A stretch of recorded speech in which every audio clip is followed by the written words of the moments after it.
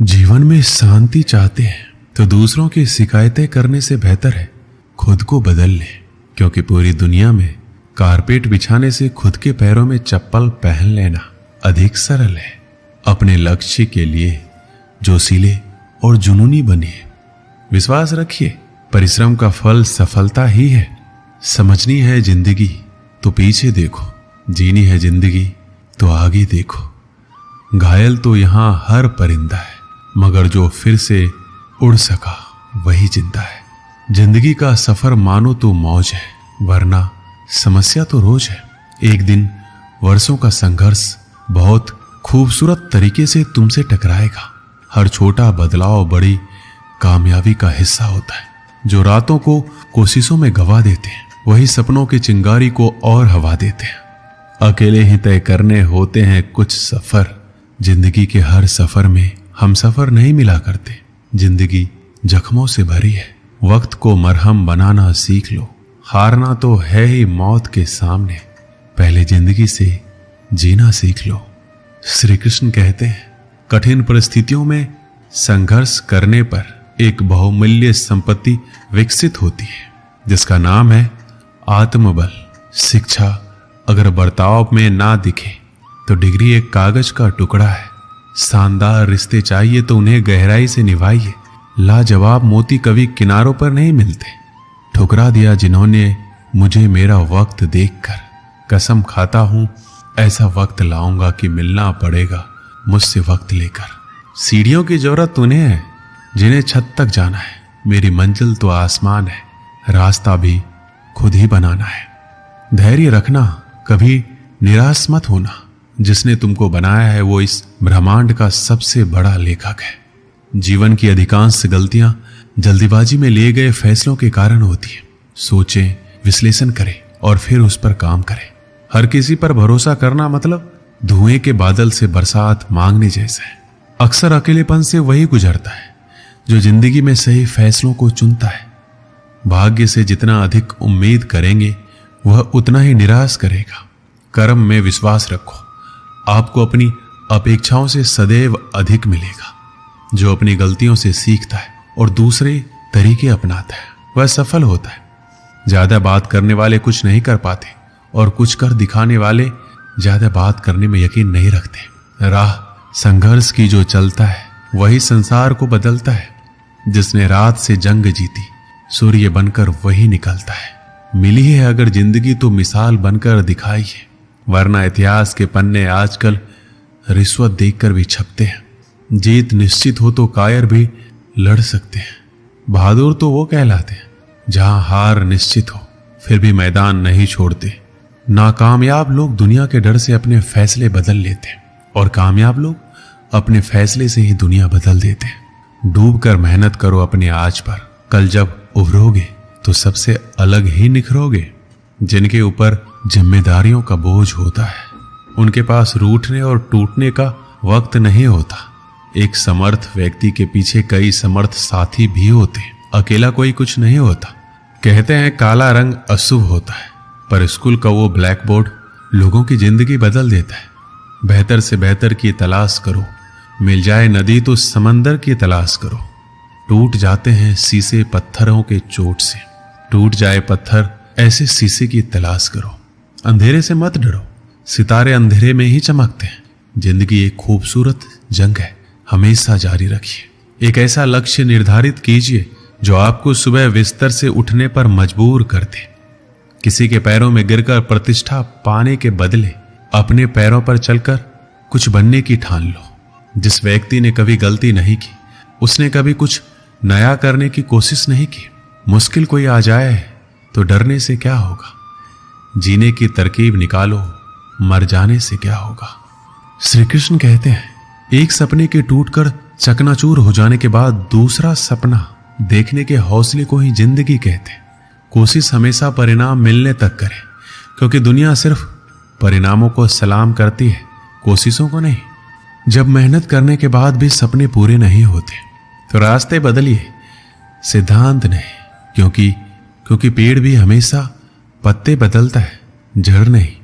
दूसरों से अपेक्षा रखने के बजाय उनकी तारीफ करना सीखिए। आपके लिए दुनिया ही बदल जाएगी। आप जैसे विचार करेंगे वैसे हो जाएंगे।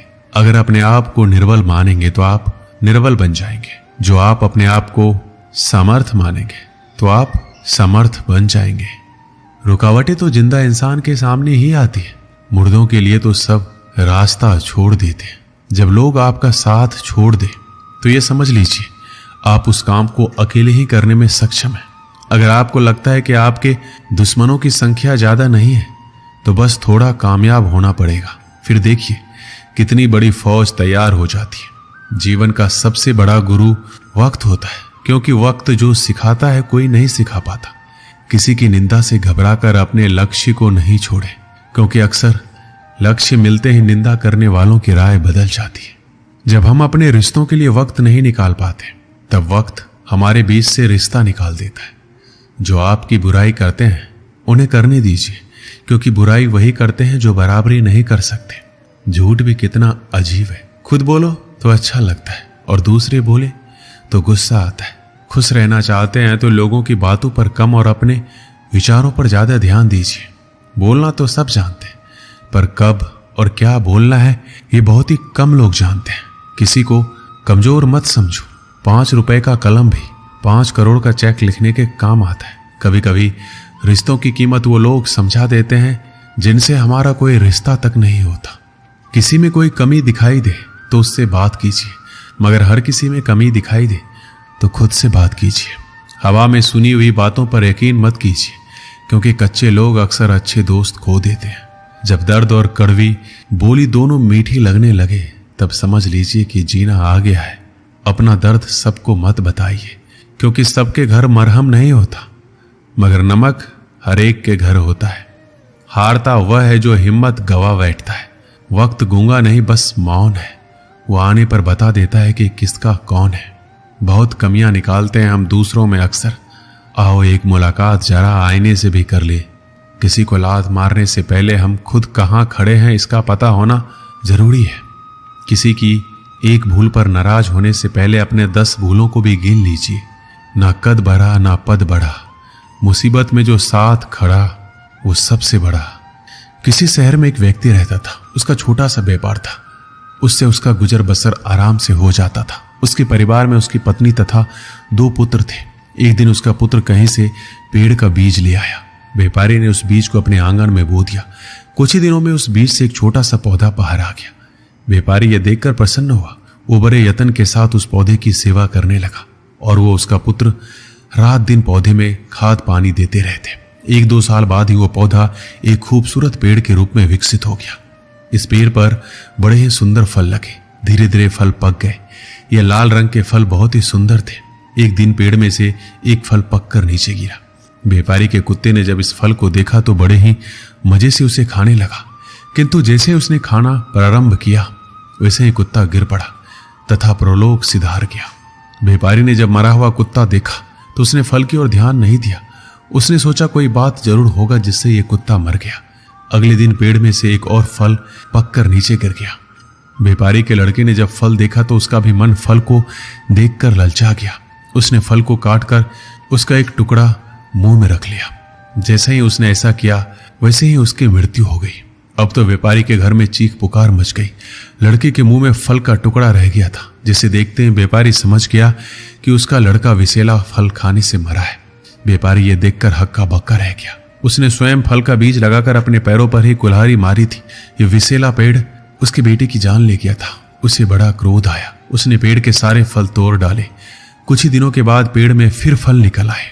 इस बार पहले से भी बड़ा और सुंदर थे। व्यापारी देखकर क्रोध से आग बबूला हो उठा। उसने अपने दूसरे पुत्र को पेड़ के पास से हटा दिया और स्वयं कुल्हाड़ी लेकर उस पेड़ की सारी डालियां काट डाली और उसने चैन की सांस ली।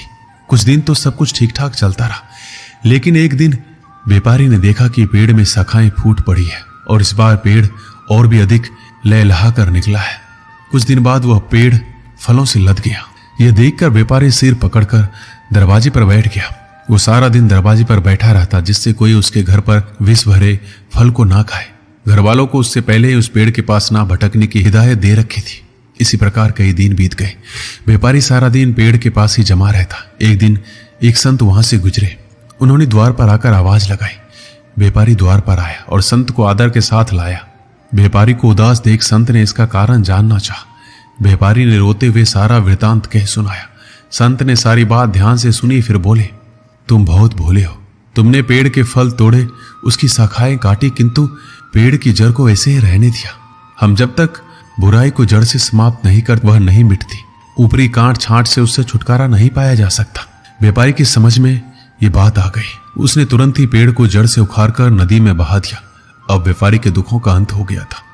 इस कहानी से हमें क्या सीख मिलती है? बुराई को समाप्त करने के लिए उसकी जड़ अर्थात उसके कारण को समाप्त करना चाहिए। जिस प्रकार विसेला वृक्ष लगाकर व्यापारी ने अपने पुत्र की जान गंवाई, तो व्यापारी ने जाना कि उसने अपने ही पैरों पर कुल्हाड़ी मारी है। इसी प्रकार हम में से बहुत से लोग नित्य अपने जीवन में बुराई का बीज अपने घर बोते, अर्थात बाहर से दुष्कर्मों को अपने साथ लाते, जैसे वह व्यापारी ने लाया और पछताया। दोस्तों, इस वीडियो में बस इतना ही। मिलते हैं अगले वीडियो में। अपना ख्याल रखिएगा।